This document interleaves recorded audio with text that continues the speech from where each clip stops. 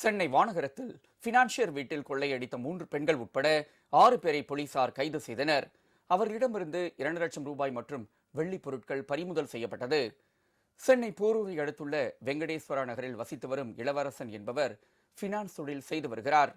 இவர் கடந்த 11ஆம் தேதி பொங்கல் பண்டிகைக்காக குடும்பத்துடன் சொந்த ஊரான ஒட்டன்சத்திரம் சென்றுவிட்டார்.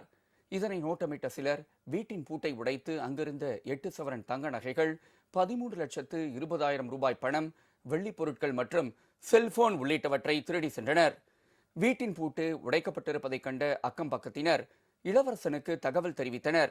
உடனடியாக சென்னை திரும்பிய இளவரசன் அதிர்ச்சி அடைந்து வானகரம் காவல் நிலையத்தில் புகார் அளித்தார். போலீசார் விசாரணை நடத்தியதில் வில்லிவாக்கத்தை சேர்ந்த சூர்யா, செங்குண்டத்தை சேர்ந்த முரளி, புழலை சேர்ந்த டில்லி பாபு, அவரது மனைவி வாணி, யுவஸ்ரீ மற்றும் ஆர்த்தி ஆகிய 6 பேர் இந்த கொள்ளையில் ஈடுபட்டது தெரியவந்தது. அவர்களை கைது செய்த போலீசார் அவர்களிடமிருந்து 2 லட்சம் ரூபாய் பணம், வெள்ளி நகைகள் மற்றும் 2 இருசக்கர வாகனங்கள் பறிமுதல் செய்தனர். கைது செய்யப்பட்டவர்களை நீதிமன்றத்தில் ஆஜர்படுத்திய போலீசார் சிறையில் அடைத்தனர். இதில் சூர்யா என்பவர் மீது 57 திருட்டு வழக்குகள் நிலுவையில் உள்ளது குறிப்பிடத்தக்கது.